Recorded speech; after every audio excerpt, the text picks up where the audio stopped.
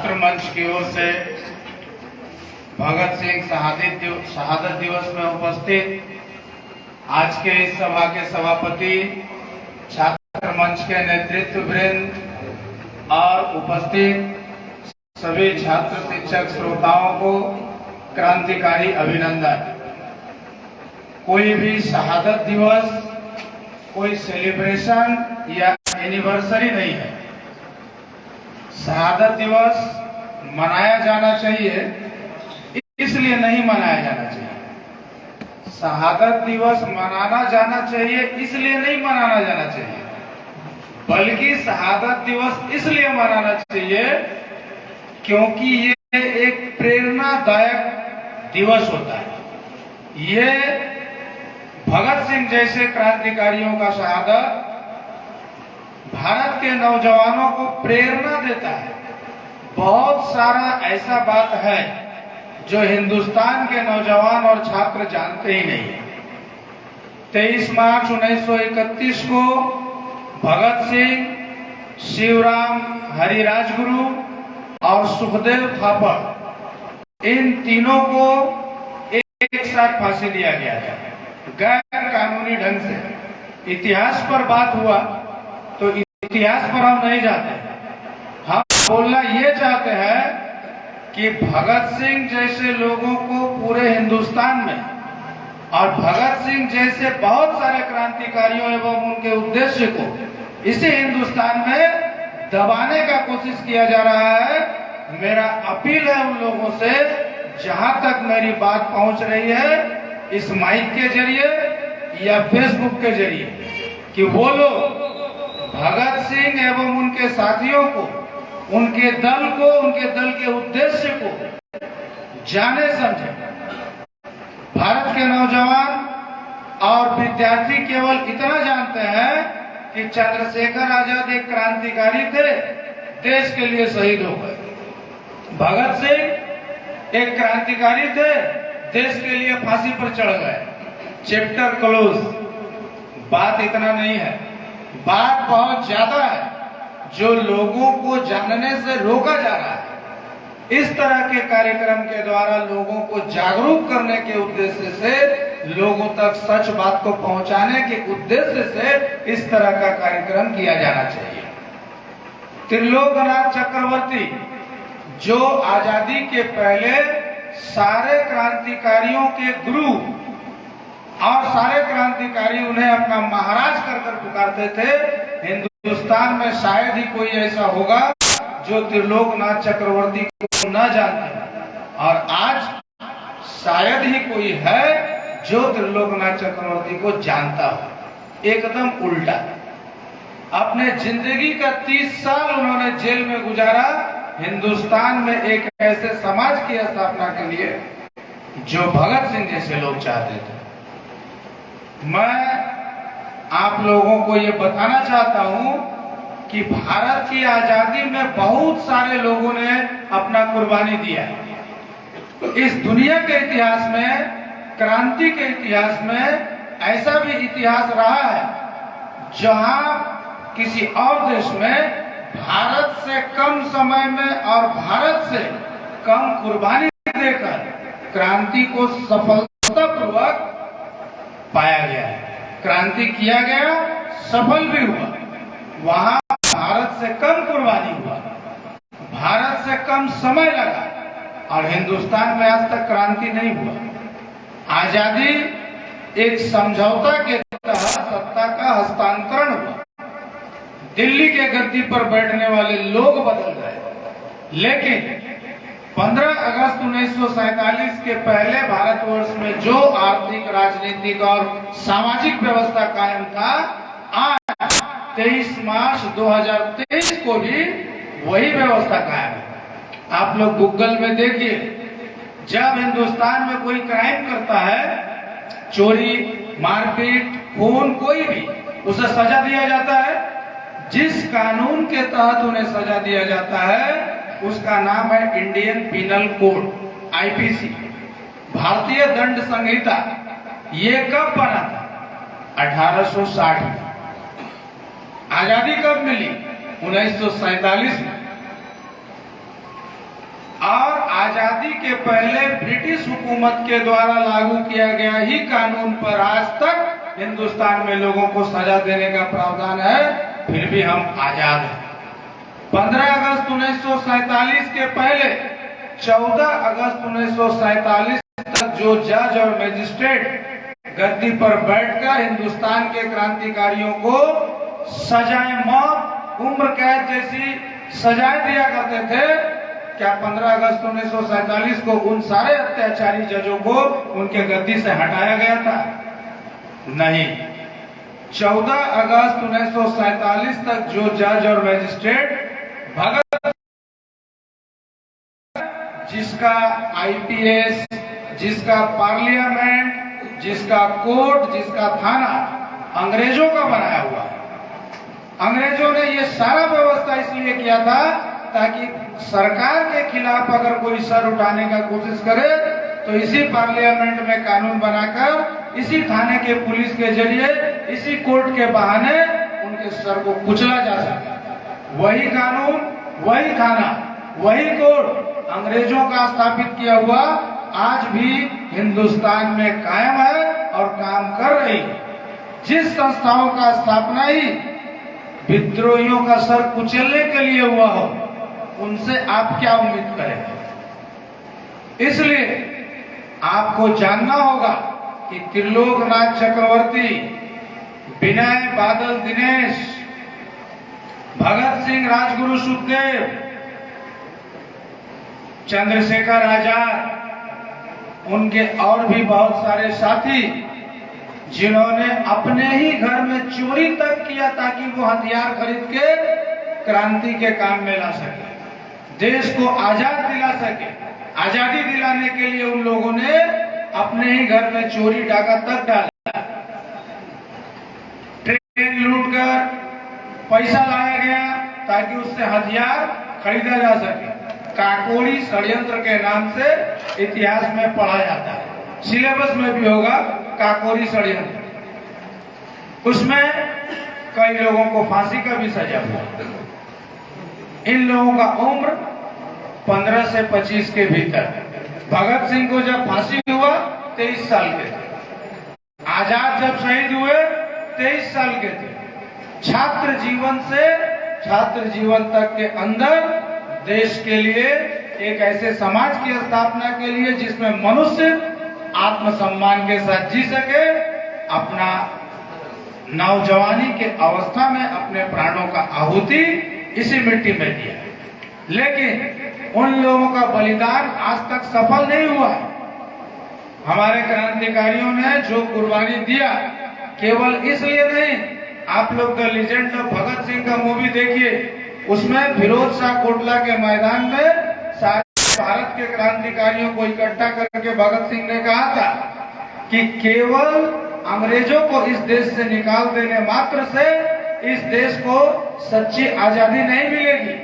1928 में कहा गया भगत सिंह का यह वक्तव्य आज भी अक्षरशः सच है, जब उन्होंने कहा था कि केवल गद्दी पर बैठने वाले लोग बदल जाएं और सारा व्यवस्था वही कायम रहे, तो फिर ऐसे आजादी में, ऐसे आजाद भारत में लोग धर्म के नाम पर लड़ेंगे मरेंगे। भारत के मजदूर और किसानों को कुछ नहीं मिलेगा। चंद मुट्ठी भर लोग आज भी हिंदुस्तान में शोषण करने के लिए हैं और आजादी के बाद भी ऐसा ही होगा। और 1928 में कहा गया ये बात आज 2023 में समझा जा सकता है कि भगत सिंह का सोच कितना आगे तक था। एक दार्शनिक सोच था जो उस समय वो बता रहे थे। आजादी के बाद का चित्र आज हमारे सामने सच साबित है। हिंदुस्तान में जात और धर्म के नाम पे झगड़ा, चंद मुट्ठी भर लोगों का इस संसाधन पर, प्रकृति के संसाधन पर कब्जा, कमाने के बाद भी अपने घर न चला पाने की स्थिति, योग्यता होने के बाद भी पैसा के अभाव में आगे न पढ़ने का हालात, ये वर्तमान भारतवर्ष में आज भी कायम है। आजाद भारतवर्ष में आज भी कायम है। अगर क्रांति के जरिए हिंदुस्तान आजाद हुआ होता तो हिंदुस्तान का चित्र अलग होता। लेकिन एक समझौते के तहत केवल सत्ता का स्थानांतरण हुआ, शोषण करने का अधिकार किसी विलियम या हडसन के हाथों से निकलकर, किसी चर्चिल के हाथ से निकलकर, किसी चौधरी, मिश्रा, गुप्ता के हाथ में, किसी सिंह के हाथ में आ जाए, इससे कोई फर्क नहीं पड़ता। जो लूटे वही लूटेगा, क्या स्वदेशी क्या विदेशी। अपना भाई हमको लूटे या मेरा पड़ोसी हमको लूटे, मेरा रिजल्ट तो वही हुआ। आजादी के बाद अपने ही देश के लोगों ने अंग्रेजों के बनाए हुए उसी व्यवस्था में शासन करके अपना सारा सुख सुविधा हासिल किया। लेकिन भारत के आवाम को, मजदूर वर्ग को, जो रोज कमाने खाने वाले लोग हैं, ऐसे लोगों को इससे कोई फायदा नहीं हुआ। इस आजाद भारतवर्ष में महंगाई का जो स्थिति है, कौन नहीं जानता, उसको बोलने का जरूरत नहीं है।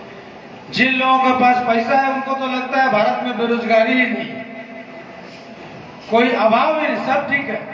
हमको पढ़ा लिखा ग्रेजुएट लोग भी बोले हैं कि भूखा वही मरता है जो दहेचोर है।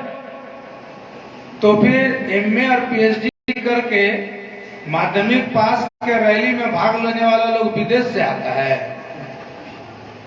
पीएचडी करके जूट मिल में काम करने वाला लोग बेवकूफ है।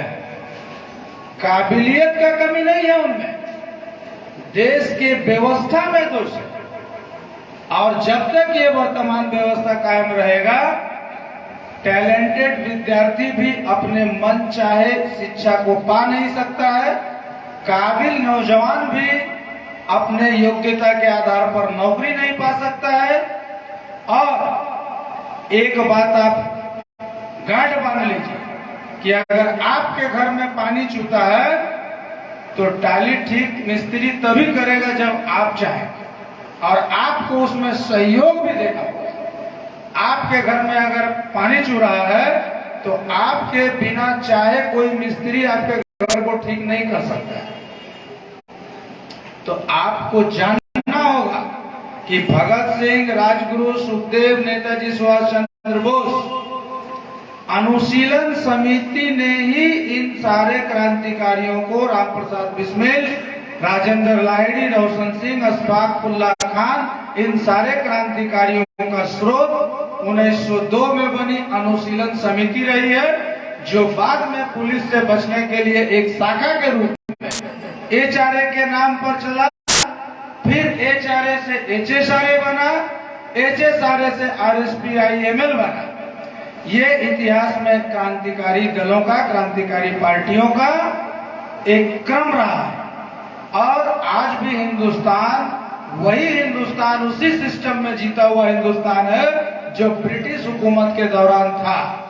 अगर हिंदुस्तान के नौजवान और छात्र इस बात को नहीं समझेंगे, अगर हिंदुस्तान के नौजवान और छात्र इसे बदलने के लिए आगे नहीं आएंगे, तो हिंदुस्तान का स्थिति बद से बदतर जैसे होता जा रहा है, आने वाले समय में और होता रहेगा। कोई भी राजनीतिक पार्टी वादा चाहे जितना भी कर ले, वो चाह भी ले चाहे जितना, लेकिन सिस्टम को बदले बगैर ना तो महंगाई को दूर किया जा सकता है, ना बेरोजगारी को, ना भ्रष्टाचार।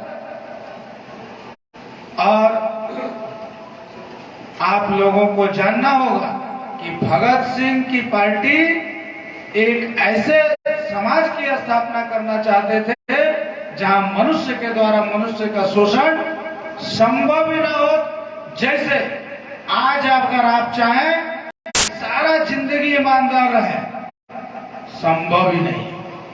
अगर आप चाहें इस व्यवस्था में कि आप कभी झूठ ना बोले, संभव ही नहीं। ठीक उसी तरह इस देश के सिस्टम को बदलकर, व्यवस्था को बदलकर एक ऐसा व्यवस्था लागू करना होगा जब कोई भ्रष्टाचार करना चाहे, चोरी करना चाहे, बेईमानी करना चाहे, संभव ही ना हो। और वो ऐसा व्यवस्था संभव है। किसी दार्शनिक ने कहा है कि समाज का इतना पतन हो चुका है, नहीं कर सकता है। इसलिए ये बात हो सकता है कि लगे ऐसा संभव नहीं है, लेकिन अगर आप जानने का कोशिश करेंगे तब आपको पता चलेगा कि इतिहास में ऐसा संभव हुआ भी है। और अगर सही फॉर्मूले पर सही टाइम से प्रयास किया गया तो सफलता मिलना निश्चित भी है। इसलिए मैं आप सभी से आवेदन करूंगा कि इस विषय में और विस्तृत जानकारी के लिए आगे भी आप लोग संपर्क में रहें। जो लोग आज उपस्थित नहीं है लेकिन मेरी बात सुन रहे हैं, वो लोग भी संपर्क करें। बात और होता कुछ और है। भारत में हिंदू मुस्लिम का झगड़ा कब से शुरू हुआ? जब से मुस्लिम का जन्म हुआ तब से नहीं। क्या कारण है? क्यों, कैसे, कब से शुरू हुआ? ये हम आपको बता सकते हैं। मनमोहन सिंह पहला बार जब प्रधानमंत्री बने थे तो जो महंगाई थी, वही जब दूसरा बार खुद प्रधानमंत्री बने तो उससे ज्यादा महंगाई। ठीक मोदी जी जब प्रधानमंत्री बने तो उस समय जो महंगाई था, मोदी जी जब दूसरा बार प्रधानमंत्री बने तो उससे ज्यादा महंगाई। कल अगर आपको प्रधानमंत्री बना दिया जाए, अभिजीत को, तो जिस दिन प्रधानमंत्री वो बनेंगे 5 साल बाद, उससे ज्यादा महंगाई होगा। क्योंकि महंगाई प्रधानमंत्री मुख्यमंत्री बढ़ाते नहीं है, बल्कि वो तो चाहते हैं कि कम हो जाए। जिस प्रधानमंत्री के कार्यकाल में महंगाई, बेरोजगारी, भ्रष्टाचार कम होगा, उसी का सरकार फिर से बनेगा। इतना बुद्धि तो सबके पास है। इसके बावजूद भी वो लोग कम नहीं कर पा रहे हैं, मतलब मंत्र कहीं और है। वही आपको जानना होगा कि वो क्या बात है कि आखिर चाह करके भी कोई महंगाई, बेरोजगारी को कम क्यों नहीं कर पा रहे हैं। उसी बात को, उसका जवाब हमारे पास है। समय का अभाव है, क्योंकि इसको समझाने के लिए मंच पर माइक मीटिंग का समय पर्याप्त नहीं है। इसके लिए काफी समय लगेगा। हिंदुस्तान के इस वर्तमान व्यवस्था को बदलकर भगत सिंह के सपने का भारत बनाने के लिए हिंदुस्तान के नौजवानों को ही समय देना होगा। हिंदुस्तान के छात्र छात्राओं को ही वो सारा बात जानना सीखना होगा। बाहर वाला कोई नहीं आएगा हिंदुस्तान को बचाने, आपको आना होगा, आपको आना चाहिए। हम आपको आमंत्रित करते हैं, हम आपको बताएंगे भी कि ये कैसे संभव है। इसी आवेदन के साथ मैं अपनी बात को विराम देता हूं। सभी को क्रांतिकारी अभिनंदन।